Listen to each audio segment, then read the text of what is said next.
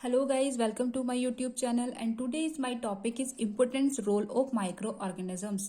तो ये तो हम जानते हैं कि जो माइक्रो ऑर्गेनिजम्स होते हैं वो हमारे लिए बेनिफिशियल भी होते हैं और हार्मफुल भी होते हैं। तो आज हम स्टडी करेंगे बेनिफिशियल माइक्रो ऑर्गेनिजम्स के बारे में। तो जो माइक्रो ऑर्गेनिजम्स होते हैं वो हेल्प करते हैं in production of foods like curd, cheese, baking products, alcohol formation and vinegar formation. And next point है micro organisms help in producing antibiotics. And next micro organisms help in producing vaccines.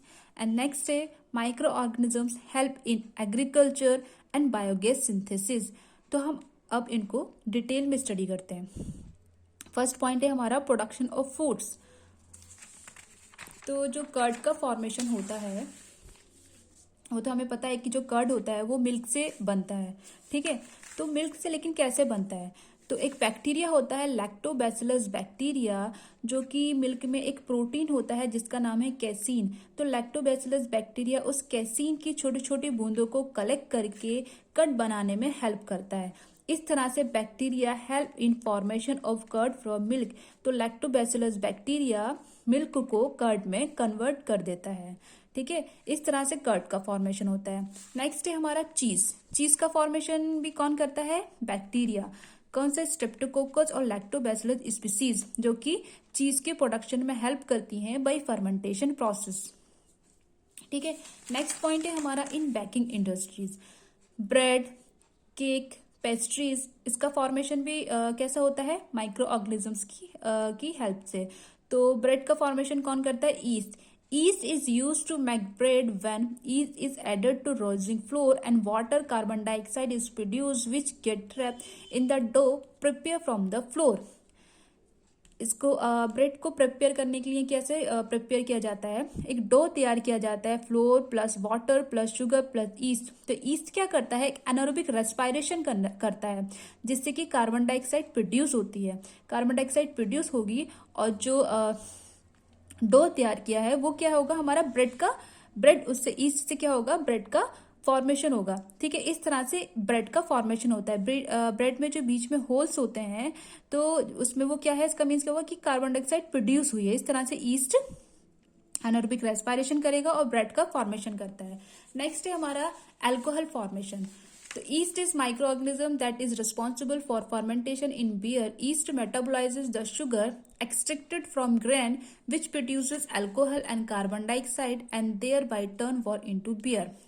तो alcohol का formation, जैसे example sugar can say हम alcohol का formation बना रहे हैं। तो जो शुगर कैन की शुगर होती है, ईस्ट उस शुगर को ब्रेक डाउन कर देगा, ब्रेक डाउन करके उसको कन्वर्ट कर देगा अदर कंपाउंड में। तो वो कंपाउंड क्या होगा? अल्कोहल। तो ये प्रोसेस हमारी क्या कहलाती है? ये प्रोसेस हमारी कहलाएगी फर्मेंटेशन प्रोसेस। इस तरह यीस्ट शुगर को ब्रेक डाउन करके कन्वर्ट कर देगा अल्कोहल में, ठीक है। नेक्स्ट है हमारा विनेगर फॉर्मेशन। विनेगर फॉर्मेशन में कौन सा बैक्टीरिया हेल्प करता है? एसिटोबैक्टर एसिटी, जो कि शुगर कैन की शुगर सॉल्यूशन के साथ फर्मेंटेशन करके विनेगर का फॉर्मेशन करता है। इसका केमिकल नाम क्या है? एसिटिक एसिड, ठीक है। तो इस तरह विनेगर फॉर्मेशन कौन कर रहा है? एसिटोबैक्टर एसिटी। तो विनेगर, कर्ड, चीज, ब्रेड, ये क्या है? फर्मेंटेड फूड है। और फर्मेंटेशन कैसा होता है? बाय माइक्रोबियल एक्टिविटी के थ्रू, ठीक है। तो ये थे micro organism help in production of food. Next point आता है हमारा प्रोड्यूसिंग एंटीबायोटिक्स। तो एंटीबायोटिक्स क्या होती हैं? एंटीबायोटिक्स उन एंटीबैक्टीरियल को किल करती हैं जो कि जो पैथोजन होते हैं, जो डिजीज कॉज करते हैं। तो सबसे पहले एंटीबायोटिक किसने बनाई थी? एंटीबायोटिक बनाई थी एलेक्जेंडर फ्लेमिंग ने। कैसे बनाई थी? वो एक बैक्टीरिया को कल्टीवेट उन्होंने किया, कल्चरिंग कर रहे थे वो बैक्टीरिया की। तो वो नेक्स्ट डे देखते हैं पेट्री डिश में कि उस बैक्टीरिया की कॉलोनी ग्रो कर जाती है, लेकिन साथ साथ फंगस भी ग्रो कर जाता है। लेकिन जो फंगस जहां ग्रो करता है वहां बैक्टीरिया की कॉलोनी ग्रो नहीं होती है। इसका मीन्स ये है जो फंगस है वो उस बैक्टीरिया को ग्रो करने ही नहीं दे रहा उस जगह जहां फंगस है, या फिर ये फंगस उस बैक्टीरिया को किल कर रहा है। इस तरह जो फंगस था वो क्या था? Penicillium notatum. तो पेनिसिलियम नोटेटम से उन्होंने पेनिसिलिन एंटीबायोटिक बनाई, ठीक है। इस तरह एक माइक्रो ऑर्गेनिज्म से दूसरे माइक्रो ऑर्गेनिज्म को किल करने का काम कर रहा है। तो इस तरह फंगस से एंटीबायोटिक तैयार हुई, जो एंटीबायोटिक इसके लिए होती है, एंटीबैक्टीरियल को किल करने के लिए, जो पैथोजन जो डिसीज कॉज करते हैं उसको किल करने के लिए। तो एक माइक्रो ऑर्गेनिज्म दूसरे माइक्रो ऑर्गेनिज्म को किल कर रहा है। इस तरह पेनिसिलिन, स्ट्रेप्टोमाइसिन, क्लोरोमाइसिन और भी एंटीबायोटिक्स है जो कि माइक्रो ऑर्गेनिज्म से तैयार हुई। नेक्स्ट है हमारा वैक्सीन।